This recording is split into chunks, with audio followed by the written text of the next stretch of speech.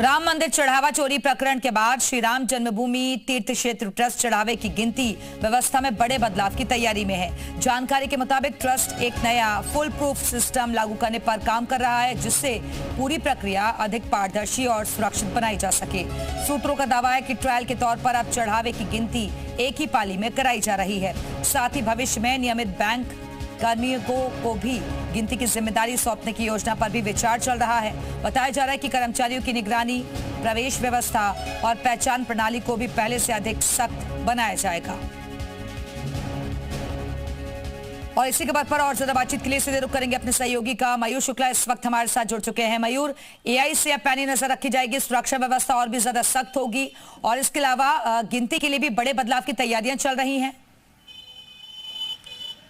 हाँ बिल्कुल, देखिए एसआईटी ने अपनी जो जांच है उसमें एक रिपोर्ट सौंपी है, जिसमें उन्होंने सिफारिश की है कि अब जो गणना कर्मी अंदर आएंगे उनकी सबसे पहले 3 लेयर में उनकी जांच होगी। उनकी वेशभूषा यानी कि कपड़े वो किस तरीके के पहुंचेंगे, इसका मानक किस तरीके के पहनेंगे, इसका मानक जो है वो तय किया जाएगा। इसी के साथ एआई का इस्तेमाल यानी कि आर्टिफिशियल इंटेलिजेंस का इस्तेमाल गणना करने में किया जाएगा और गणना करने से लेकर वो बैंक में कैसे पैसा जाता है उसकी पूरी निगरानी की जाएगी एआई के जरिए। और जिस तरीके से कपड़ों की अगर बात करें, क्योंकि जो तमाम लोग पकड़े गए हैं पुलिस की पूछताछ में उन्होंने इस बात को कबूला है कि उन्होंने अपनी जेबों में, चाहे वो पैंट हो या फिर जीन्स, जो भी कपड़े पहन के आते हो, कुर्ता पहन के आते हो, उसमें छुपा कर वो पैसा लेकर जाते थे। तो अब इस तरीके के कपड़े भी उनके जरूर लागू किए जाएंगे जिसमें कोई भी जेब ना हो और सब कुछ पारदर्शी हो। तो ऐसे में अब आर्टिफिशियल इंटेलिजेंस का भी उपयोग किया जाएगा, उसका सहारा लिया जाएगा। हालांकि दूसरे यानी कि अंतिम चरण की जो जांच रिपोर्ट है वो एसआईटी को सौंपनी है। पहली चरण की जो जांच रिपोर्ट सौंपी गई थी उसके आधार पर तमाम लोगों को जेल में जरूर भेजा गया है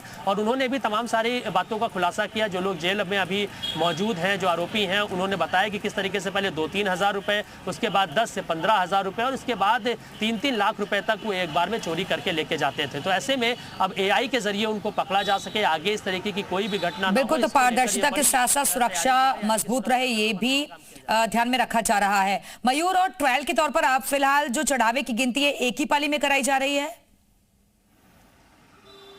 हाँ बिल्कुल, देखिए अभी फिलहाल इस तरीके की व्यवस्था की गई है, लेकिन इसको लेकर चरणबद्ध तरीके से आगे भी प्लानिंग की जा रही है। जैसे कि मैंने बताया कि एसआईटी ने अपनी रिपोर्ट में तमाम सारी सिफारिशें की हैं कि किस तरीके से चढ़ावा की गणना की जानी है और किस तरीके से ड्रेस कोड लागू होगा और एआई के जरिए यानी कि पूरी सुरक्षा की निगरानी में जो बैंक के लोग अंदर आएंगे उनका भी एक ड्रेस कोड होना तय है और किस तरीके से बैंक तक पैसा पहुँचाया जाता है उसकी पूरी मॉनिटरिंग भी होती रहेगी। तो आगे से इस तरीके की कोई भी लापरवाही ना हो, कोई गलती ना हो। तो ऐसे में जो गणना कर्मी होंगे, इस तरह की घटनाओं की पुनरावृत्ति ना हो, कोशिश यही है और इसी के चलते तमाम बदलाव किए जाने की तैयारियां। बहुत बहुत शुक्रिया आपका इस जानकारी के लिए।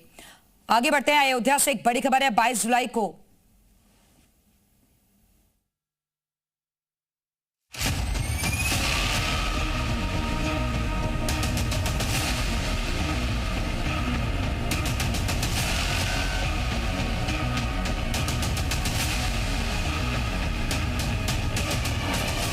चढ़ावा चोरी का साइड इफेक्ट, पुजारियों की जेब कटेगी। मंदिर में नो पॉकेट नियम, क्या चढ़ावा चोरों का यही इलाज? अयोध्या के राम मंदिर से लेकर मध्य प्रदेश के आगर मालवा के नलखेड़ा बगलामुखी मंदिर तक चढ़ावे में गड़बड़ी के मामलों ने मंदिरों की व्यवस्था पर बड़ा सवाल खड़ा कर दिया है।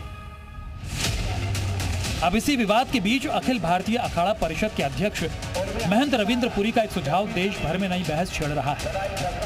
सुझाव ये कि बड़े मंदिरों में पुजारियों और कर्मचारियों के लिए बिना जेब वाली यूनिफॉर्म अनिवार्य की जाए, ताकि श्रद्धालुओं का दान सीधे दान पेटी में पहुंचे और किसी तरह के विवाद की गुंजाइश न रहे। हमारी समस्या ये हुई है कि जब भी कोई भक्तगण मंदिर में आता है, कोई पुजारी की जेब में रुपया 10 डालता है और उस समय कोई भाई आप जैसा आता है उसका फोटो उठाएगा, फोटो उठा करके उसको चोर बना दिया जाएगा। इससे बेहतर यही है कि जेब नहीं होगी, वो जेब में नहीं डालेगा, वो दान पेटी में डाल देगा, वो अच्छा रहेगा।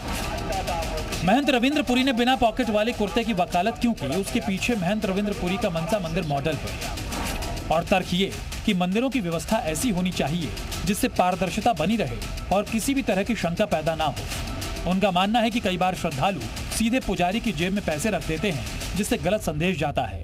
अगर जेब ही नहीं होगी तो दान सीधे दान पेटी में जाएगा। इसके साथ ही उन्होंने मंदिर में ड्रेस कोड, मेटल डिटेक्टर से जांच और कर्मचारियों के लिए बैग पर रोक जैसे सुझाव भी दिए। कोई भी पुजारी अपनी यूनिफॉर्म का जेब नहीं रखेगा। हमारे यहाँ मंदिरों में पूजा का ड्रेस धोती और कुर्ता है, कुर्ते में अब जेब नहीं होगी। और हमारा पूरा प्रयास है कि भाई जो भी मंदिर में दान आता है वो जनहित में काम आए, परंतु ये भी उचित नहीं है कि मंदिरों को बदनाम किया जाए। लेकिन इस सुझाव पर देश भर के पुजारी समाज ने तीखी नाराजगी भी जताई है। पहले तो ये तय करें आपस में क्या असली कौन और नकली कौन।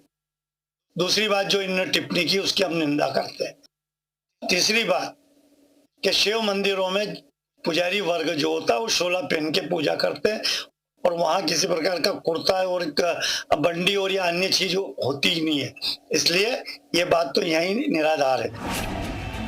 अब सवाल सिर्फ बिना जेब वाले कुर्ते का नहीं है, बल्कि मंदिरों में पारदर्शिता और भरोसे का है। क्या चंद मामलों की वजह से पूरे पुजारी समाज के लिए नए नियम बनाए जाए? क्या चंद चोरों की वजह से पूरे पुजारी समाज पर शक करना उचित है? दान चोरी के मामलों में जवाबदेही ट्रस्ट की हो या पुजारियों की? फिलहाल जेब विहीन कुर्ते का यह सुझाव श्रद्धा, व्यवस्था और सम्मान तीनों के बीच एक नई बहस जरूर शुरू कर चुका है। ब्यूरो रिपोर्ट, जी मीडिया।